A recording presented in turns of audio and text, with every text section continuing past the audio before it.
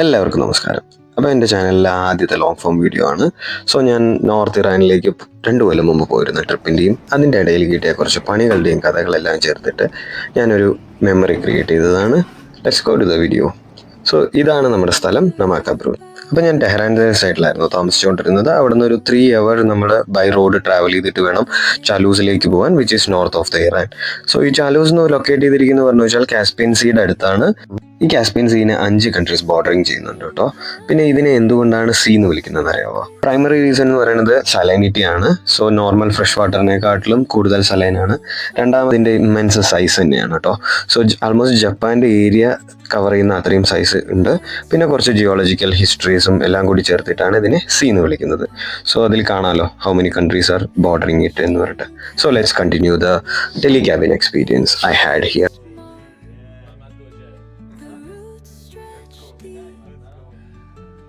ഇവിടുത്തെ ഒരു main attraction എന്ന് പറയുന്നത് ഈ കേബിൾ കാർ ആണ് കേട്ടോ. ഇതിന്റെ സ്പെഷ്യാലിറ്റി എന്താണെന്ന് പറഞ്ഞു വെച്ചാൽ it is passing above the Hyrcanian forest. ഇതാണ് ഈ കേബിൾ കാറിന്റെ സ്റ്റാർട്ടിംഗ് പോയിന്റ് കേട്ടോ. ഹിർക്കാനിയൻ ഫോറസ്റ്റ് എന്ന് പറഞ്ഞു വെച്ചാൽ it is a UNESCO heritage site ആണ്. ഈ ഫോറസ്റ്റിന്റെ പ്രത്യേകത എന്ന് പറഞ്ഞു വെച്ചാൽ ഇറ്റ് ഈസ് 25 to 50 million ഇയേഴ്സിന്റെ കാലപ്പഴക്കമുള്ളതും ഇതിനൊരു living fossil from Cenozoic era എന്നറിയപ്പെടുന്നത്. It is having ancient trees and high biodiversity. അതൊക്കെയാണ് അതിന്റെ സ്പെഷ്യൽ ഫീച്ചേഴ്സ്. കൂടാതെ തന്നെ ഇതൊരു ടെമ്പറേറ്റ് റെയിൻ ഫോറസ്റ്റ് ആണ്. It is spread around 800 kilometers.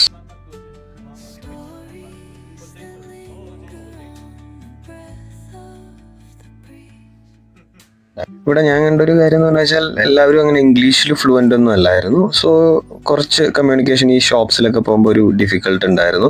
But വളരെ സ്നേഹമുള്ളവരായിരുന്നു കേട്ടോ. നമ്മുടെ ഇന്ത്യൻസ് ആണെന്ന് പറഞ്ഞപ്പോൾ തന്നെ എനിക്ക് ഒരു എക്സ്പീരിയൻസ് ഉണ്ടായിട്ടുണ്ടായിരുന്നു. ഞാനിങ്ങനെ ഒരു സൂപ്പർ മാർക്കറ്റിൽ പോയ സമയത്ത് ഞാൻ ഇന്ത്യൻ ആണെന്ന് പറഞ്ഞപ്പോഴേക്കും പുള്ളി എന്നെ വിളിച്ചിരുത്തിയിട്ട് വേറൊരു കടയിൽ നിന്ന് ചായ കൊണ്ടുവന്നിട്ട് തന്നിട്ടൊക്കെ അങ്ങനെ ഒരു സ്പെഷ്യൽ എക്സ്പീരിയൻസ് ഒക്കെ ഉണ്ടായിരുന്നു. So they really love and respect Indians. ഈ വ്യൂ നോക്കിയേ, ആ കാസ്പിയൻ സീയും ആ ഒരു സിറ്റിയും എല്ലാം കൂടി ചേർന്നിട്ടുള്ള ഒരു വ്യൂ റിയലി മെസ്മറൈസിങ് ആയിരുന്നു കേട്ടോ. ആ ഒരു എക്സ്പീരിയൻസ് ഈവൻ 2 year ബാക്ക് ഞാൻ ചെയ്തൊരു ട്രാവൽ ആണെങ്കിൽ കൂടെ still I remember these things.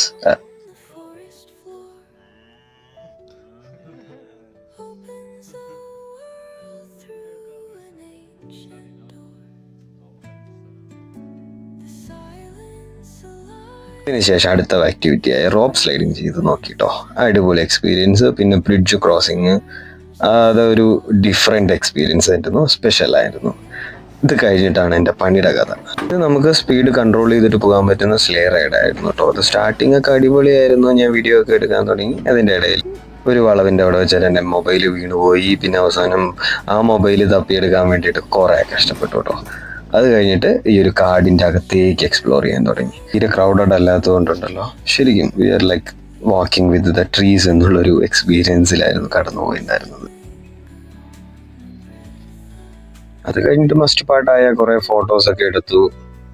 Different പോസസിലൊക്കെ photos എടുക്കാതെ പിന്നെ ഇങ്ങനെ പോകാനാണ്. അത് കഴിഞ്ഞിട്ട് ഇവിടെ ആയിരുന്നു കേട്ടോ ഞങ്ങൾ സ്റ്റേ ചെയ്തത്. ഇതായിരുന്നു സ്റ്റേ എന്നുള്ള view.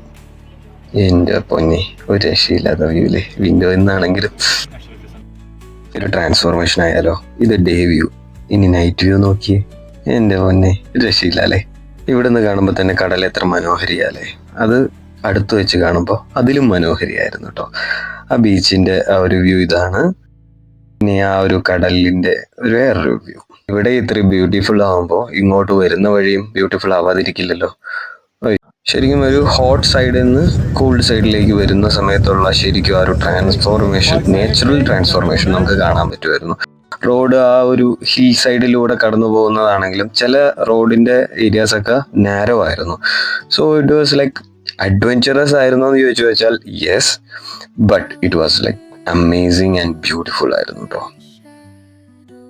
Still I will tell my friends, എപ്പോഴെങ്കിലും ഒരു ചാൻസ് കിട്ടുകയാണെങ്കിൽ you should visit north Iran.